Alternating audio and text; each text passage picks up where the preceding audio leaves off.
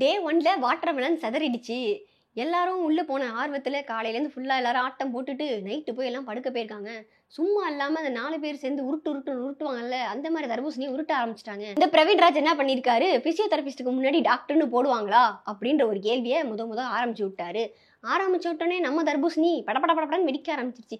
நான் டாக்டர், அது இது எனக்கு அது தெரியும் இது தெரியும் அப்படின்னு ஆரம்பிக்க, எப்படி கெமி வந்து நடுவில் உள்ள பேச, உனக்கு என்னம்மா தெரியும் மெடிக்கலை பத்தி நீ கேட்க, யாரை பார்த்து தெரியாதுன்னு நீ சொல்ல அப்படின்னு அது கேட்க, இப்படியே சண்டை போயிட்டு இருக்கப்போ உடனே அந்த தர்பூசணி என்ன ஆயிடுச்சு கோவத்துல, உனக்கெல்லாம் ஒண்ணுமே புரியாதுமா அப்படின்னு சொல்லியாயிடுச்சு.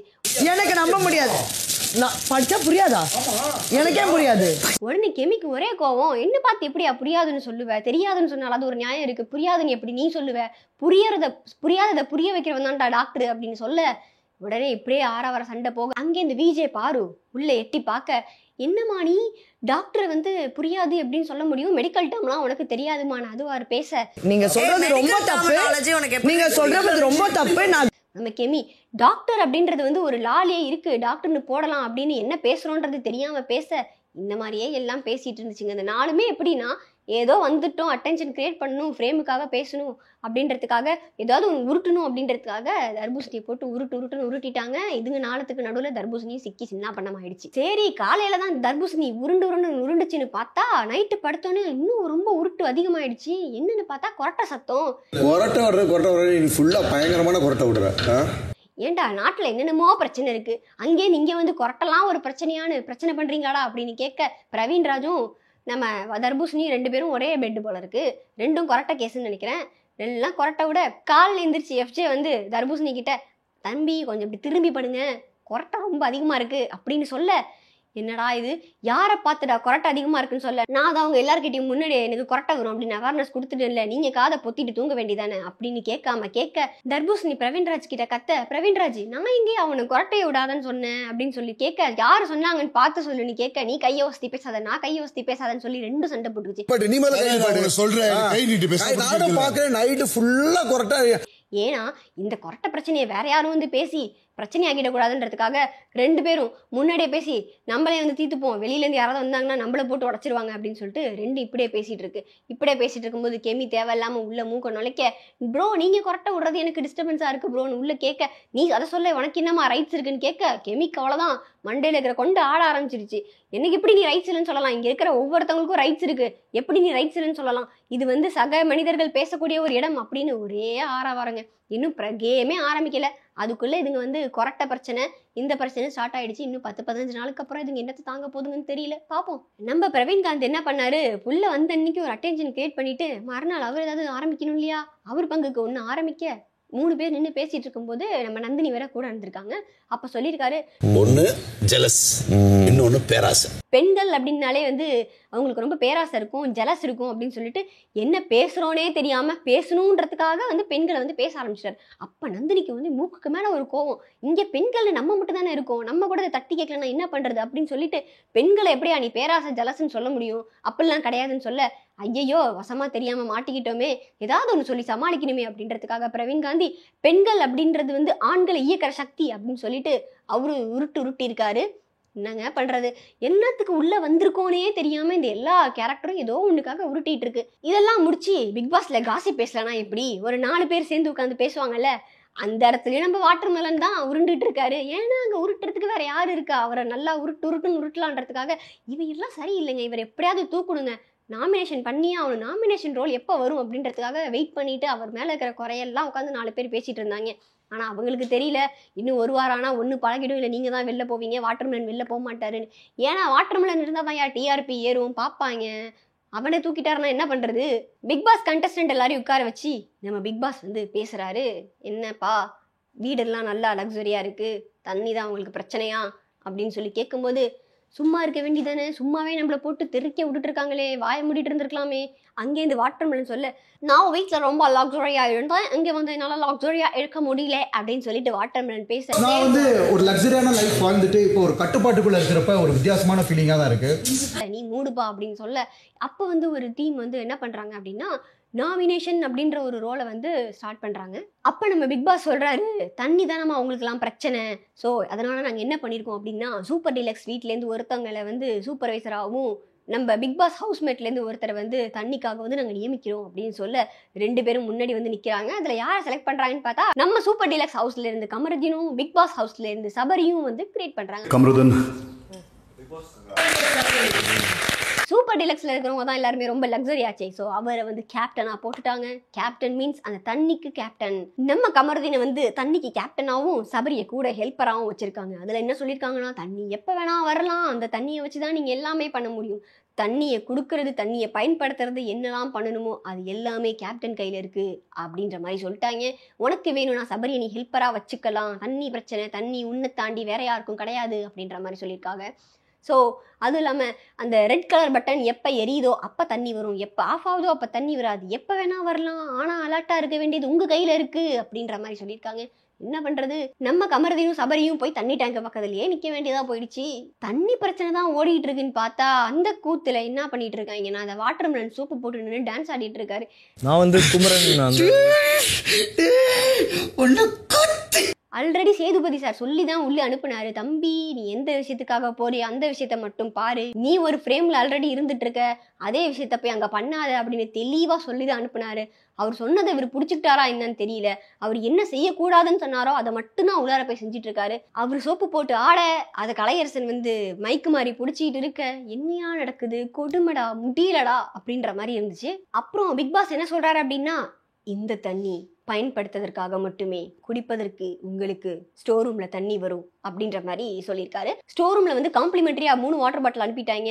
இந்த வாட்டர் பாட்டில் அனுப்பிட்டு அவர் என்ன சொல்லியிருக்காருன்னா, ஸ்டோர் ரூம்ல இருந்து டக் டக்குன்னு சத்தம் வருமா, அந்த டக் டக்குன்னு சத்தம் வரும்போது மட்டும்தான் குடி தண்ணி அனுப்புவாங்களாம். நம்ம அலர்ட்டா இருந்து அந்த தண்ணி எடுத்து குடிச்சா மட்டும்தான்டா தண்ணி, இல்லைனா உங்களுக்கு தண்ணியே இல்லடா அப்படின்ற மாதிரி சொல்லிட்டாரு. எல்லாரும் வந்து கூட்டத்தில் தண்ணியை வச்சுட்டு போக நம்ம கெமி தான் என்ன பண்ணுதுன்னே தெரியல. அங்கேருந்து போய் வாட்டர் பாட்டிலை இழுத்து ஒழிச்சு வச்சுக்கிட்டு, இந்த பாட்டிலை நான் ஒழிச்சு வச்சுக்கிட்டேன் பிக் பாஸ், நான் வந்து இதை திருப்பி யார்கிட்டாலும் கொடுத்துருவேன், சும்மா ஃபன்னுக்கு தான் அப்படின்னு சொல்லிட்டு அதை ஒரு ஃபன்னு நினைச்சு ஃபன் பண்ணிட்டு இருக்கு நம்ம கெமி. தண்ணி தொட்டிக்கிட்டே நின்று 3 பேர் பேசிட்டு இருக்காங்க. பிரவீன்ராஜ், கமருதீன், சபரி, இவங்க 3 பேர் பேசிட்டு இருக்கும்போது பிரவீன்ராஜ் வந்து சொல்றாரு, இவரான ஒரு மனுஷனை மதிச்சுதான் ஏதோ பேசிட்டு இருக்குன்றப்போ சபரிக்கு டக்குன்னு கோவம் வந்துடுது. என்னடா நீ மனுஷன் எப்படி ப்ரோ, தவறான வார்த்தை ப்ரோ, இந்த வார்த்தையெல்லாம் நீங்க இங்கே சொல்லக்கூடாது, மனுஷனா மதிச்சுன்றதெல்லாம் சொல்லக்கூடாதுன்னு சொல்ல பிரவீன்ராஜுக்கு வந்து கோவம் வருது. நான் வந்து தெய்வமா மதிக்கிற ஒரு தொழில், நான் செய்யற தொழிலை எவனாவது எடுத்து பேசினா அவனை நான் மனுஷனா கூட மதிக்க விரும்பல அப்படின்ற மாதிரி பிரவீன்ராஜ் சொல்றாரு. இன்னையா நடக்குதுங்க, இன்னும் கேமே ஸ்டார்ட் ஆகலையா, அதுக்குள்ள இவனுங்களா ஒரு பிரச்சனைன்னு ஆரம்பிச்சுட்டு ஒன்றும் இல்லாத காரியத்துக்கெல்லாம் பிரச்சனை அப்படின்னு சொல்லி இவங்க ஒரு கேம் விளாண்டுட்டு இருக்காங்க. ஆக மொத்தத்தில் இந்த 4 பேர்கிட்ட சொல்லி அனுப்பிட்டாங்கன்னு நினைக்கிறேன். அங்கே போயிட்டு உன்னோட ஃப்ரேமுக்கு உன்னோட அட்டென்ஷனுக்கு நீ என்னெல்லாம் பண்ணிக்க முடியுமோ பண்ணிக்கோ அப்படின்னு சொல்லிட்டாங்கன்னு நினைக்கிறேன். ஆளாளுக்கு ஒரு கேமராவை பிடிச்சிட்டு அவங்கவுங்க அவங்களோட ஃப்ரேமுக்காக என்னென்னமோ பண்ணிட்டு இருக்காங்கன்ற மாதிரி தான் இருக்கு. பிக் பாஸ் வீடா என்னன்னே தெரியல. அது எல்லாம் ஒரு வேலை செஞ்சுட்டு இருந்தா நம்ம வாட்டர் மெலன் தான் அவரோட அட்டென்ஷனை கிரியேட் பண்ணுவார்ல. என்ன பண்ணிட்டு இருந்திருக்காங்க, எல்லாரும் வந்து ஜாலியாக பாட்டு பாடிட்டு இருந்திருக்காங்க. இந்த பாட்டு பாடும்போது நம்ம வாட்டர் மெலன் வந்து நம்ம தனியா தெரியணும்ல அப்படின்றதுக்காக ஓ ஓ ஓ அப்படின்ற மாதிரி குத்தி ஆக்ஷன்லாம் பண்ணிட்டு இருந்திருக்காரு.